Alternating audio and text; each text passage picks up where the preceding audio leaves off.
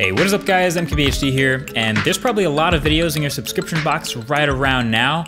I'm glad you clicked this one. This one will be a little different. This is your official unboxing of the Google Pixel 2 and the Google Pixel 2 XL retail packaging. So by the time you're seeing this video, I've already had a Pixel 2 for around a week, and I'm putting together the full review right now, literally as you're watching this, but I did want to give you guys a few quick thoughts as I'm finishing testing. So obviously we can get these first impressions in the crowded hands-on area. That was a little while ago, but seeing the phone again in your own hands is always a little bit of a different experience. So you can see everything here that comes in the box for both Pixel 2 and Pixel 2 XL, wall adapter, USB-C cables, 2017 smartphone starter kit dongle, the whole deal. This unboxing is of course of the Pixel, but then of course, what do you know, I've been testing the XL, so mine is already fully set up. So this is our second look at the phone, and of course it's our second look at these bezels in real life. But honestly, the more I look at them, the less ugly they look, and I feel like they may also be necessary for the squeeze feature to activate Google Assistant, but I'll definitely have more on that in the full review.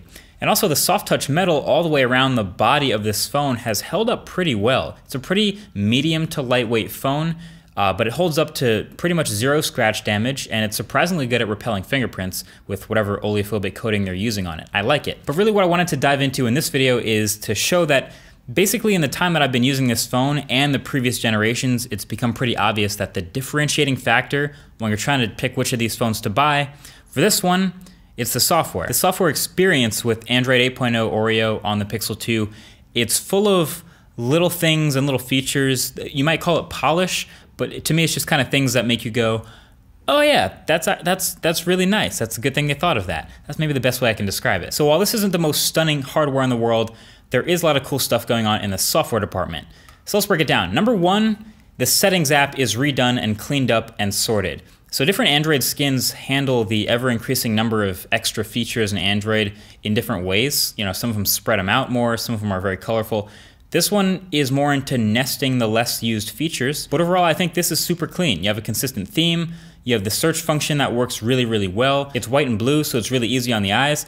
I'm a big fan of the settings app in this new version of Android. Now number two is the Now Playing feature, which is pretty freaking incredible. So this is a feature that's supposed to proactively tell you what song is playing where you are on your phone before you have to even ask it to. It works most of the time, not all the time, but a lot of the times when you experience that sort of a desire to know what song's playing, when you're in like a coffee shop or in some place where music is playing, it's usually a pretty popular song, and that's why it works often. But it's using the always-on mics on this phone, and it's using Pixel's ambient services to pull from a pool of tens of thousands of songs, which doesn't sound like much, but that's usually enough based on, like we said, where you're hearing these songs. But basically when it does recognize one of the songs you're listening to, it works as advertised. It shows up on your lock screen. You can drag down your notifications and actually click on that song that it's identified for you and maybe play it on YouTube or add it to a Spotify playlist, whatever you want to do with it. It's pretty solid. The only downside was I did get rickrolled recently. I know you're judging me for that, but it was actually way funnier like 3 minutes later when I saw Never Gonna Give You Up on my lock screen.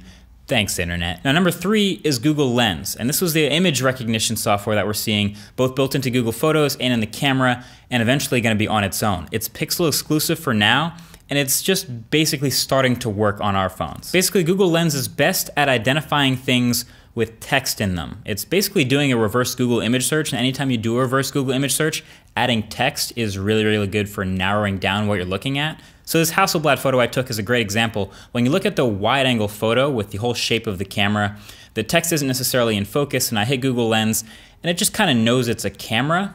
But when I do a second close-up photo where you can see the text Hasselblad is more in focus, Google Lens definitely recognizes that text and adds it to its search, and it's more able to properly identify what it's looking at by adding that. So overall, I didn't go out of my way to use Google Lens that much, but when I did, it was really cool to see. It didn't really approach me the way something like the Now Playing feature did. It just kind of appeared in my face. But I think this is one of the things that will also get better with time, especially seeing how much AI is a forward focus with Google right now. I expect it to. And then number four is, I just want to say the new picture-in-picture implementation for the new YouTube app on these phones is fantastic. Essentially, you used to hit the home button before and it would immediately go into background play and whatever video you're watching would not be visible. On these phones, you're watching a YouTube video, you hit the home button and it shrinks perfectly into a picture-in-picture window that you can still manipulate and move around the page and use it in the background. And when you want to bring it back, you can tap on it and full screen the video again. I think it's great. And then number 5, the wallpapers. Yes, the wallpapers on this phone are super dope. Normally I use an app called Backdrops. If a lot of you have been wondering where some of the backgrounds on my phones have been coming from lately, that's the app I usually get them from. Those are the still static photos, but these are different. Remember live wallpapers way back in the day on Android where you used to be able to like touch them to interact with them? When they were brand new, they were a little resource intensive. You know, the powerful phones could get away with running them in the background, but not everyone could do it. These, on these new Pixels, are sort of like the 2017 next level modern version of that. So you go to load up one of these wallpapers and it looks pretty simple at first, nothing too fancy here. But if you look closely on this one, check out the cars driving on that road down there under the clouds. These tiny little moving objects, still going at a high frame rate, barely noticeable unless you're actually looking at them. Or these 3 little, I guess they're hot air balloons flying over Monument Valley. Again, super subtle, but you wouldn't even know that they're moving unless you were looking for them. Or this one, my personal favorite actually, the waves crashing down on the beach at this well-known coastline in Lagos.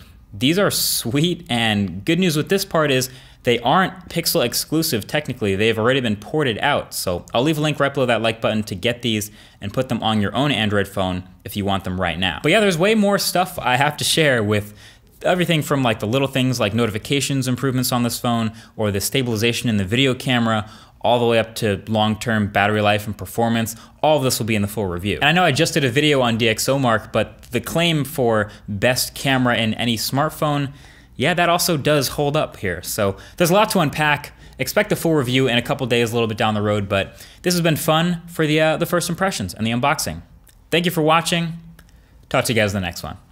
Peace.